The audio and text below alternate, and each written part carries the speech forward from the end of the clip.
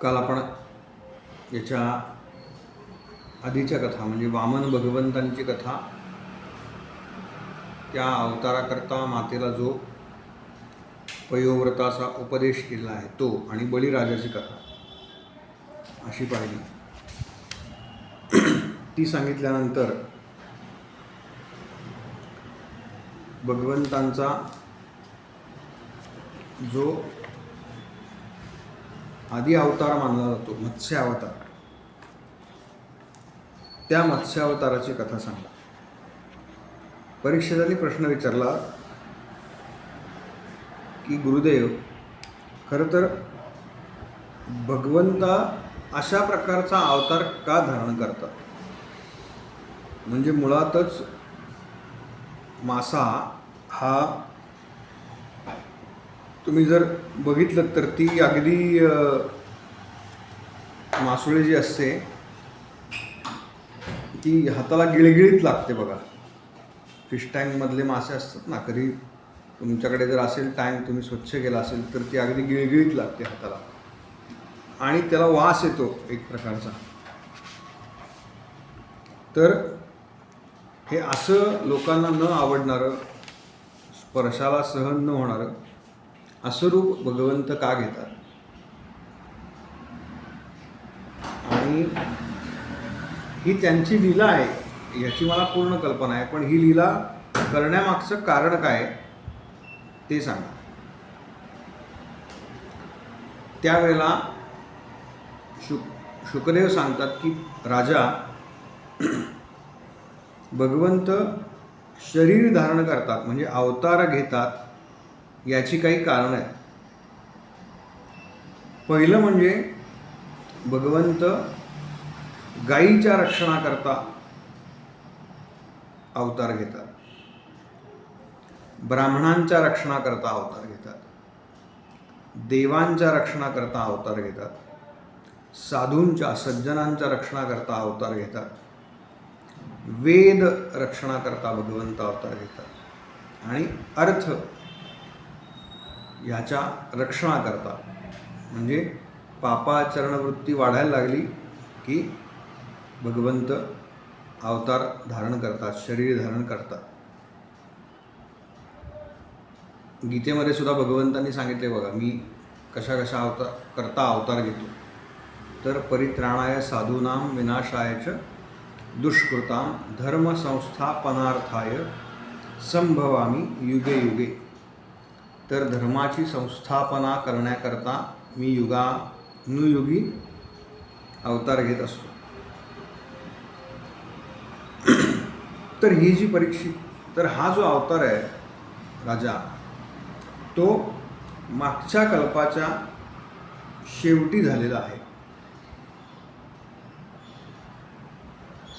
ब्रह्मदेव निद्रिस्त झाले आणि ब्रह्मदेवांच्या मुखातून वेद जे बाहेर पडले ते वेद हयग्रीव नावाच्या दैत्यानं चोरले, आणि त्या हयग्रीवाचं दुष्कृत्य भगवंतांनी जाणलं आणि म्हणून त्यांनी तो मत्स्यावतार धारण केला. कृतमाला नावाची नदी, कृतमाला आणि त्या सगळ्या भागाचा जो राजा आहे त्याचं नाव आहे सत्यव्रत. हा सत्यव्रत राजा अत्यंत चांगला होता. भगवंतांची आराधना करायचा अखंड, म्हणजे जरी राजा असला तरी त्यानं आपलं धार्मिक कृत्य जे होतं ते कोणतंही सोडलेलं नव्हतं. एक दिवस तोच सत्यव्रत जो आहे हा सध्याच्या महाकल्पामध्ये विवस्वानाचा पुत्र श्राद्धदेव म्हणून प्रसिद्ध झाला आहे. म्हणजे तो जो सत्यवान आहे त्यालाच आपण श्राद्धदेव मनू म्हणतो बरं का. पुढचा जन्म पण त्याचा सांगितलेला आहे. तोच सत्यवान पुढे विवस्वानाचा पुत्र झाला. विवस्वान, वैवस्वत, मनू ही सगळी नावं आपण ऐकली आहेत. त्याचा पुत्र श्राद्धदेव तो सुद्धा मनू आहे. मनू म्हणजे बरं, हे सगळे मनू क्षत्रिय आहेत बरं का. ज्यानं आचार धर्म लिहिलेला आहे, कसं वागायचं, प्रजेनं कसं वागायचं हे ज्यांनी लिहिलेलं आहे ते सगळे मनू राजे आहेत. मनू महाराज म्हणतो आपण त्यांना.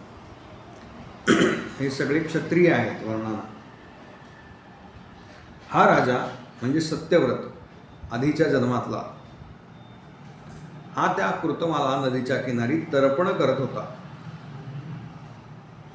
त्याचं हे नित्याचं काम होतं. पण एक दिवस काय झालं, तर्पण करता करता त्याच्या उंजळीत त्यानं जे पाणी घेतलं नदीतलं, त्या उंजळीमध्ये एक छोटीशी मासळी आली.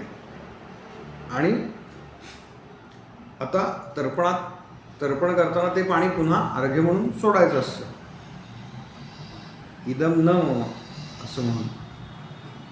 पण ती मासळी, राजा जेव्हा ते पाणी सोडणार तेव्हा ती मासळी मनुष्यवाणीने बोलायला लागली.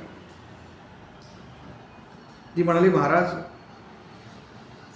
माझा आकार किती लहान आहे, मी तुमच्या उंजळीमध्ये आले सहज, तर तुम्ही जर परत मला या नदीमध्ये सोडलं तर या नदीतले जे मोठे मासे आहेत ते मला खाऊन टाकतील. हा निसर्गाचा नियम आहे की छोट्या माशांना मोठे मासे खाऊन टाकतात.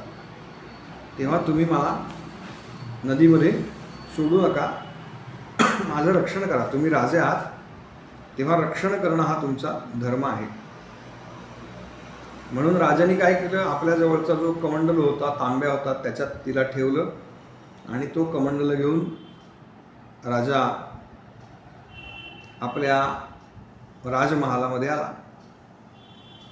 आता तिथून राजमहालामध्ये आला आणि दुसऱ्या दिवशी पाहतोय त्या कमंडलूमध्ये ती छोटी मासळी आहे. दुसऱ्या दिवशी पाहतोय तर त्या मासळीचा आकार त्या कमंडलू एवढा झालेला आहे. बघा, त्याने त्या मासळीनं कमंडलू व्यापला. आणि ज्यावेळेला दुसऱ्या दिवशी सकाळी राजा पाहायला म्हणून आला त्या मासळीला किंवा खायला घालायला म्हणून आला, कारण त्याच्यावरती रक्षणाची जबाबदारी आहे, त्यांनी स्वीकारलं आहे ना त्या मासळीला, म्हणून त्या मासळीच्या जेवणाची जबाबदारी राजाची आहे, रक्षणाची जबाबदारी राजाची. तर तेव्हा म्हणून राजा जो आला तर त्यानं पाहिलं की त्या मासळीचा आकार त्या कमंडलू एवढा झालेला आहे, म्हणजे त्यात तिला राहायला जागा नाही आता. म्हणून राजानं काय केलं, त्या कमंडलूपेक्षा मोठा एक घट पाहिला. त्या घटामध्ये ते सगळं त्या मासळीसकट पाणी आणि सगळ्या व्यवस्था केला. आणि पुन्हा काही वेळाने येऊन पाहतो तर ती मासळी त्या घटा एवढी, त्या डेऱ्या एवढी झालेली होती. सत्यव्रत पुन्हा जेव्हा त्या मासळीकडे बघायला गेला तेव्हा ती मासळी मनुष्यवाणी म्हणते की अरे राजा, माझा आकार वाढत चालला आहे, तर मला हे सुद्धा पुरणार नाही, तेव्हा मला मोठ्या तळ्यामध्ये ठेव, मोठं काहीतरी दे, मोठं पात्र माझ्याकरता उपलब्ध कर. असं करत राजाने तिथल्या सरोवरामध्ये त्याच्या जवळच्या तिथे त्या मासळीला सोडलं. पण काही वेळातच त्या मासळीनं सरोवराचा आकार सुद्धा व्यापला, इतकी मोठी झाली. असं एक एक एक एक एक एक करत राजा जलाशयाचा जसा आकार वाढवतोय तसं त्या मासळीचा आकार वाढत गेला. आणि राजाने आता विचार केला की या मासळीला आपण, ही मोठी झालेली आहे, तेव्हा या मासळीला आपण समुद्रामध्ये सोडावं. म्हणून त्यानं एक मोठी बोट, नौका तयार केली. त्या नौकेमध्ये, त्या सरोवरामध्ये जेवढा आकार होता त्याच्यापेक्षा मोठी नौका केली आहे. आणि त्या नौकेमध्ये त्या मासळीला ठेवलं. ती सगळी पाण्याने भरली, ती समुद्रामध्ये सोडली. आणि राजा आता स्वतः त्या बोटीवरती आहे, सेवकही आहे. आणि आता त्या मासळीला समुद्रामध्ये सोडणार. तेव्हा ती मासळी पुन्हा म्हणली की राजा, अरे समुद्रामध्ये, मी असं ऐकलं आहे की समुद्रामध्ये अनेक प्रकारचे जीव असतात. म्हणजे कोणते तर मगरी, सुसरी इत्यादी. तर ते मला सहज खाऊन टाकतील. तेव्हा तू मला समुद्राच्या पाण्यात सोडू नकोस, कारण तू समुद्राच्या पाण्यात एकदा मला सोडलंस की मग तू काही माझं रक्षण करू शकणार नाहीस. बघा, हे इतक्या वेळा घडतंय तरी राजाच्या लक्षात आलं नाही की हा साधासुद्धा मासा नाही. कारण मुळात तो मनुष्यवाणीने बोलतोय, तेव्हा हा साधासुद्धा मासा नाही. पण जेव्हा समुद्रामध्ये सोडायची वेळ आली, कारण एकाच दिवसामध्ये त्यांनी 400 कोस विस्तार झाला असा उल्लेख आहे. तर तेव्हा राजा या मत्स्य भगवंतांना शरण आला. इथे मत्स्य भगवंत असा उल्लेख आहे. तेव्हा राजा या मत्स्य भगवंतांना शरण आला आणि त्याने विचारलं की महाराज, आपण कोण आहात? याचं कारण मी अनेक आत्तापर्यंत जलचर पाहिले, पण त्यांची वाढ एवढ्या विस्तारानं होत नाही. तेव्हा आपण कोण आहात? तेव्हा मत्स्य भगवंतांनी सांगितले की राजा, मी तुझ्या रक्षणाकरता म्हणून आलेलो आहे.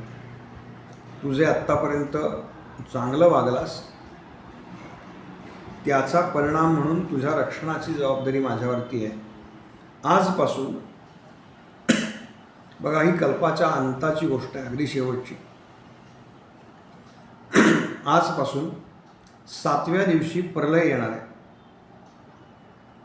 या प्रलयामध्ये सगळं ब्रह्मांड जे आहे, जे दृश्य स्वरूपामध्ये जे जे काही आहे, हे सगळं समुद्राच्या पाण्यामध्ये बुडून जाईल.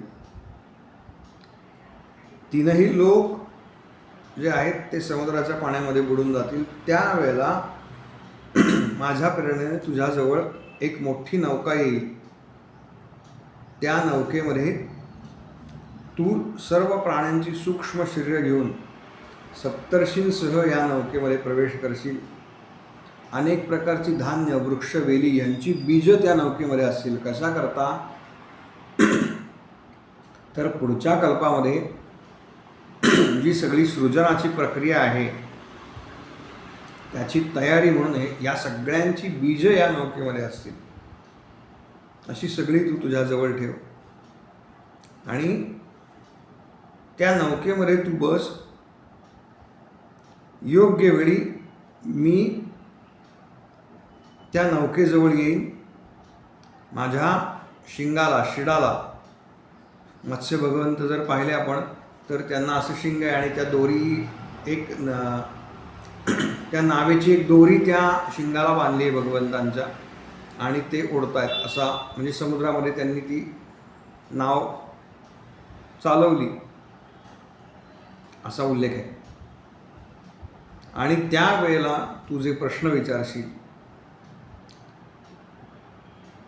त्या सगळ्या प्रश्नांचं मी निरसन करीन. आणि हे भगवंतांनी ह्या अवतारामध्ये राजा सत्यव्रताच्या शंकांचं जे निरसन केलेलं आहे ते निरसन किंवा तो जो सगळा संवाद आहे तो संवाद हा व्यासांनी मत्स्य पुराणाच्या अंडर, म्हणजे तो संवाद सगळा आलेला आहे तो मत्स्य पुराणामध्ये आलेला आहे. की भगवंतांनी काय काय उत्तरं दिली सत्यव्रताच्या प्रश्नांना, त्याला परब्रह्माचं स्वरूप दर्शन दिलेलं आहे या सत्यव्रत राजाला. झालं, तो दिवस संपला, राजा आपल्या महालामध्ये आला आणि त्याचं नित्यकर्म चालू आहे बरं का. आणि 7व्या दिवशी असं झालं की तो राजा आपल्या महालाच्या काय आत्ताच्या भाषेत गच्चीवरती आहे, छतावरती आहे, वरच्या भागात आहे. आणि त्यावेळेला एकदम जोरात पाऊस पडायला सुरुवात झाली. इतका जोरात पाऊस पडला की पूर यायला सुरुवात झाली. म्हणजे पाहता पाहता तो सगळा जो महाल होता, ज्या महालाच्या वर राजा उभा आहे, तो सगळा पाण्याखाली गेला. आणि आता राजा पाण्याखाली जाणार त्यावेळेला ती नौका राजाच्या इथे आली. अत्यंत मोठी नौका, ज्याच्यामध्ये हे सगळं आधीपासून तयार आहे. राजाने त्या नौकेमध्ये प्रवेश केला, भगवंतांचं ध्यान केलं. भगवंतांच्या कृपेनं त्याला या सगळ्याची कल्पना होती की असं होणार आहे. आणि तो भगवंतांचं ध्यान करत असताना त्या समुद्रामध्ये सोन्याचं शरीर असलेला, म्हणजे सुवर्णाप्रमाणे जो चमचम चमचम चमकतोय असा एक 4 लक्ष कोस लांबीचा एक शिंगाचा प्रचंड मोठा मासा आला. आता भगवंतांनी हे सगळं सांगितलेलं होतं, त्यामुळे राजाला याची पूर्वकल्पना होती. ती नाव जी आहे त्याला वासुकीनं वेढा दिला होता. म्हणजे तो जो दोर होता ना, तो वासुकीचा होता असं सांगितलंय. त्या वासुकी नागाच्या दोरीनं ह्या सत्यव्रतानं भगवंतांच्या त्या शिंगाला बांधलं आणि त्या नावेत बसून राजा आता संपूर्ण समुद्रामध्ये एक कल्पाच्या अंतापर्यंत बरं का, आणि पुन्हा पुढचा कल्प येण्याआधीपर्यंत ती नाव पाण्यामधनं जाते आणि राजा त्याच्यामध्ये बसला आहे. राजाचा आणि त्या मत्स्य भगवंतांचा संवाद आहे. त्यामध्ये राजाला भगवंतांनी आपल्या मूळ स्वरूपाचा संपूर्ण उपदेश केलेला आहे. आणि तो सगळा उपदेश म्हणजे मत्स्यपुराण, मी जसा उल्लेख केला तो. भगवंतांच्या कृपेमुळे हा जो राजा आहे तो पुढच्या कल्पामध्ये वैवस्वत मनु झाला. ब्रह्मदेव ज्यावेळेला निद्रिस्त होते त्यावेळेला त्यांच्या मुखातून वेद बाहेर पडले आणि ह्या वेद पुन्हा आणण्याकरता किंवा पुन्हा घेऊन येण्याकरता म्हणून भगवंतांनी हा मत्स्यावतार घेतला. पुढे ह्या मत्स्यावतारातून जो हयग्रीव अवतार भगवंतांचा सांगितला जातो त्या अवताराची कथा आहे. आणि त्याच्यानंतर हयग्रीव अवतारानंतर भागवतामध्ये अंबरीश राजाची कथा येते. पण अंबरीश राजाच्या कथेकडे जाण्यापूर्वी आपण आज रामकथेकडे जाऊयात. म्हणजे रामकथेमध्ये भगवान परशुरामांचा उल्लेख आहे, त्याच्यामुळे ती कथा आधी आपण घेऊ. मी पुन्हा एकदा सांगणारच आहे रामकथा आणि म्हणजे काय त्याचा क्रम. मला आज प्रामुख्याने हा भाग सांगायचा होता, त्यामुळे या ठिकाणी फक्त थांबतो. हरे नमः, हरे नमः, हरे नमः.